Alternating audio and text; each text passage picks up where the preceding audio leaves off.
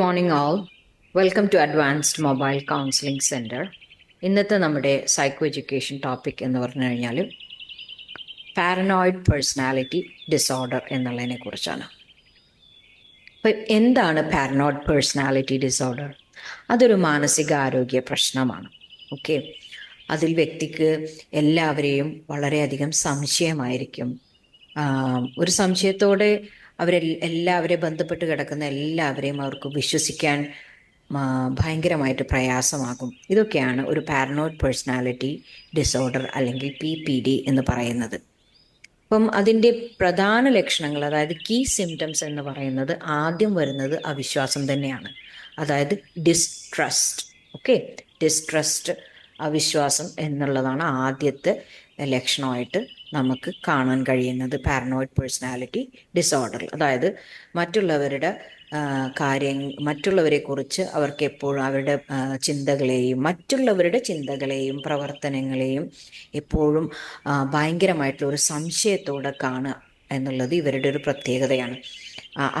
അതായത് മറ്റുള്ള ആളുകൾ തന്നെ ദ്രോഹിക്കുമെന്ന് എപ്പോഴും ചിന്തിച്ചു കൊണ്ടിരിക്കുക. അവരതിനായിട്ട് മാത്രം ജീവിക്കുന്നവരാണ്. അവർക്ക് എന്നെ എങ്ങനെ ദ്രോഹിക്കാം എന്ന് ചിന്തിച്ചിരിക്കുന്ന ആൾക്കാരിൽ പെടുന്ന ആ ഒരു ലക്ഷണമായിരിക്കും കൂടുതൽ കാണുന്നത്. ആരെയും ഒരു ട്രസ്റ്റ് ഉണ്ടാവില്ല, എപ്പോഴും സംശയമായിരിക്കും അവർക്ക്, അല്ലേ?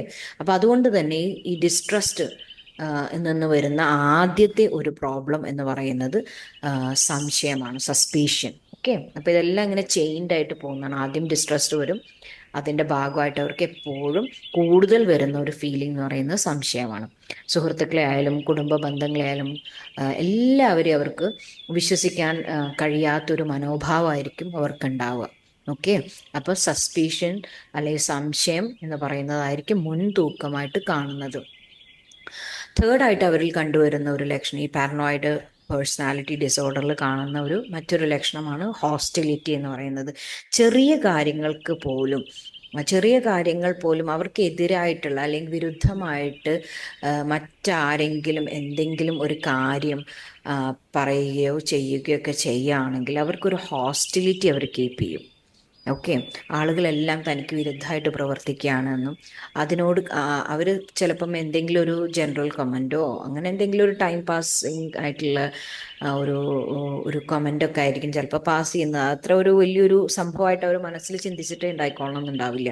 പക്ഷേ ഇതിനെ ഇവരൊരു ഹോസ്റ്റിലിറ്റി ആയി കീപ്പ് ചെയ്തുകൊണ്ട്, ഒരു ശത്രുതാ മനോഭാവം കീപ്പ് ചെയ്തുകൊണ്ട് തനിക്ക് വിരുദ്ധമായി മറ്റ് ആളുകൾ പ്രവർത്തിക്കുന്നു എന്ന് കരുതി അങ്ങനെ പ്രതികരിച്ചുകൊണ്ടിരിക്കുന്ന ഒരു സ്പെഷ്യാലിറ്റി നമുക്ക് ഈ പാരനോയിഡ് പേഴ്സണാലിറ്റി ഡിസോർഡറിൽ കാണാറുണ്ട്. പിന്നെ എപ്പോഴും സെൽഫ് ഡിഫെൻസീവ് ആയിരിക്കും അവർ, സ്വയം പ്രതിരോധനത്തിൽ ഒരു സെൽഫ് ഡിഫെൻസീവ് നേച്ചറായിരിക്കും ഇവരിൽ കാണാറ്. എപ്പോഴും തനിക്ക് ഭീഷണി അനുഭവപ്പെടുന്നുവെന്ന് കരുതുകയും അതിനെ മറികടക്കാനുള്ള നടപടികളിൽ അവർ ശ്രദ്ധ കേന്ദ്രീകരിക്കുകയും ചെയ്തുകൊണ്ടിരിക്കുന്നതായിട്ട് നമുക്ക് കാണാൻ പറ്റും. അപ്പം 4 കീ സിംറ്റംസ് ആണ് നമ്മളിപ്പോൾ ഇവിടെ പറഞ്ഞത്. ഒന്ന് അവിശ്വാസം, അതായത് ഡിസ്ട്രസ്റ്റ്.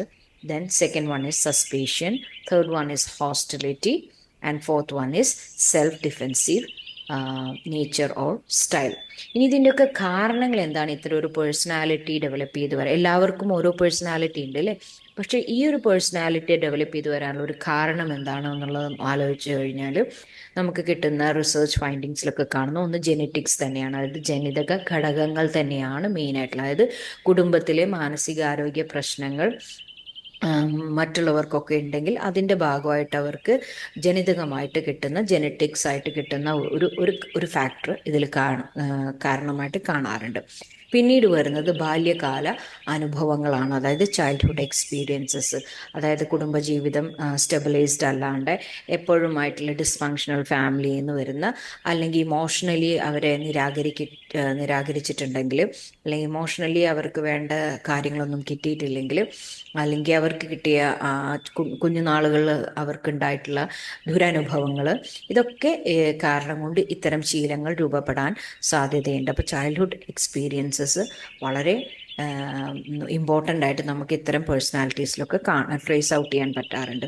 പിന്നീട് വരുന്നതാണ് പരിസ്ഥിതിയുടെ ഇൻഫ്ലുവൻസ്, ലൈക്ക് എൻവയോൺമെൻറ്റൽ ഇൻഫ്ലുവൻസ് എന്ന് പറയുന്നത്. അതായത് ജീവിതത്തിൽ കണ്ടുമുട്ടുന്ന പ്രശ്നങ്ങളും അവർക്ക് ഫേസ് ചെയ്യേണ്ടി വരുന്ന പ്രോബ്ലംസ്, അതുപോലെ തന്നെ അവർ ചെന്നുപെടുന്ന എൻവയോൺമെൻറ്റ്, അതായത് പരിസര സാന്നിധ്യം എന്നൊക്കെ പറയുന്നത്, ഇതൊക്കെ തന്നെ ഈ ഒരു പേഴ്സണാലിറ്റി ഫോം ചെയ്യാനും കാരണമാവും. അപ്പോൾ ഫാമിലിയൊക്കെ ഓക്കെ ആണെങ്കിലും അവർ ചെന്നുപെടുന്ന എൻവയോൺമെൻറ്റും അവരെ ഇൻഫ്ലുവൻസ് ചെയ്യാറുണ്ട് ഇത്തരം ഒരു പേഴ്സണാലിറ്റി ഡെവലപ്പ് ചെയ്ത് വരാൻ. ഇനി ഇതിൽ വരുന്ന ഇതിൻ്റെ ട്രീറ്റ്മെൻറ്റ്സ് എന്തൊക്കെയാണെന്നാണ് പിന്നീട് നമുക്കറിയാം. ഓക്കെ, ഇങ്ങനെ ഒരു പേഴ്സണാലിറ്റി രൂപാന്തരപ്പെട്ടു, now what should I do right now, or what should I give my child or my friend, like what is the advice I should give എന്നുള്ള ക്വസ്റ്റ്യൻസ് ആണ് പിന്നെ വരാറ്.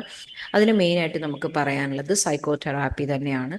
സൈക്കോതെറാപ്പി ലൈക്ക് കോഗ്നിറ്റീവ് ബിഹേവിയറൽ തെറാപ്പിയാണ് മെയിനായിട്ട് നമുക്ക് ഇതിന് കൊടുക്കേണ്ട ഒരു കാര്യം.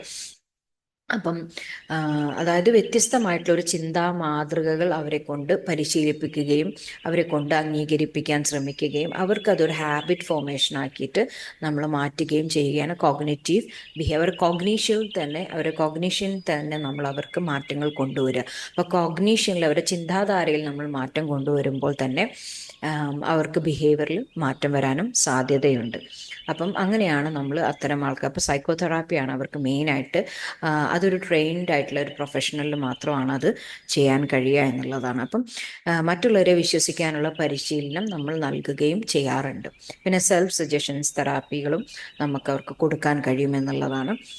പിന്നെ ചില കേസുകളിലൊക്കെ നമുക്ക് മരുന്നുകൾ ഒക്കെ കൊടുക്കേണ്ടി വരും. അത് നമ്മളപ്പോൾ സൈക്യാട്രിക് വിഭാഗത്തിലുള്ള ഡോക്ടേഴ്സ് അവരെ അനലൈസ് ചെയ്ത് മനസ്സിലാക്കി അവർക്കതൊരു അത്ര അത്യാവശ്യമാണോ, തീവ്രമായിട്ടുള്ളൊരു ലെവലിലൊക്കെ പോകുമ്പോഴാണ് മരുന്നുകൾ നിർദ്ദേശിക്കാറുള്ളത് സൈക്യാട്രിക് ഡോക്ടേഴ്സ്. അപ്പം പ്രത്യേകിച്ചൊരു വലിയൊരു മീൻസ് ലൈക്ക് നമ്മുടെ ലൈഫിനെ അത് വല്ലാണ്ട് ബാധിക്കുന്നൊന്നും ഇല്ലെങ്കിൽ നമുക്ക് സൈക്കോതെറാപ്പീസ് വഴി തന്നെ കൗൺസിലിങ്ങും സൈക്കോതെറാപ്പീസും ഹാൻഡ് ഇൻ ഹാൻഡ് കുറച്ച് സെഷൻസിലൂടെ പോയിക്കൊണ്ട് തന്നെ, ലൈക്ക് 6 or 12 or 24 സെഷൻസിലൂടെയൊക്കെ പോയിക്കൊണ്ട് തന്നെ അവർക്ക് ഇത്തരം പേഴ്സണാലിറ്റീനെ മാനേജബിളാക്കി മാറ്റാൻ കഴിയുന്നതാണ്. ഓക്കെ, അവരുടെ ജീവിതത്തിനെ ബാധിക്കുന്ന, അവരുടെ ക്വാളിറ്റി ഓഫ് ലൈഫിനെ അത് ബാധിക്കുന്നുണ്ട്. തീർച്ചയായിട്ടും അവർക്ക് ഇതിൽ നിന്നൊരു മുക്തി നേടാനും അവരുടെ പേഴ്സണാലിറ്റിയെ മാനേജബിളാക്കി മാറ്റാനും നമുക്ക് സാധിക്കുമെന്നുള്ളതാണ്. അപ്പം നമ്മൾ കൂടുതൽ ശ്രദ്ധിക്കേണ്ടത് ഇത്തരം കാര്യങ്ങൾ നമ്മൾ മറ്റുള്ളവരിലോ അല്ലെങ്കിൽ സ്വന്തത്തിലോ കണ്ടു കഴിഞ്ഞാൽ അവരെ പ്രൊഫഷണൽ ഹെൽപ്പിലോട്ട് നമ്മളവരെ നയിക്കുക എന്നുള്ളത്, ഗൈഡ് ചെയ്യുക എന്നുള്ളതാണ്. അപ്പോൾ അത് പ്രത്യേകം നമ്മൾ ശ്രദ്ധിക്കുക. നിങ്ങളായിട്ട് അതിനെ ജഡ്ജ് ചെയ്യാൻ, ഇപ്പം നിങ്ങൾക്ക് ഇങ്ങനെ ഒരു സംശയം തോന്നിയാലും നിങ്ങൾ അവരെ ജഡ്ജ് ചെയ്യാനോ അല്ലെങ്കിൽ ഡയഗ്നോസ് ചെയ്യാനോ ഒന്നും പോകണ്ട. നിങ്ങളവരെ റൈറ്റ് സോഴ്സിലോട്ട് ഗൈഡ് ചെയ്യുക എന്നുള്ളതാണ്. അപ്പോൾ ആദ്യ സ്റ്റെപ്പായിട്ട് അവരെ ഒരു കൗൺസിലിംഗ് പ്ലാറ്റ്ഫോമിലോട്ട് ഗൈഡ് ചെയ്യുക. പിന്നെ അവരുടെ കേസ് ഹിസ്റ്ററി, മെൻ്റൽ സ്റ്റാറ്റസ് എക്സാമിനേഷനൊക്കെ എടുക്കുമ്പോൾ അവർക്ക് തുടർന്നുള്ള ചികിത്സകളോ കാര്യങ്ങളൊക്കെ വേണമെങ്കിൽ അതിൻ്റെ സോഴ്സിലോട്ട് അവർ റെഫർ ചെയ്ത് വിടുന്നതായിരിക്കും. Okay, so thank you all and have a good day.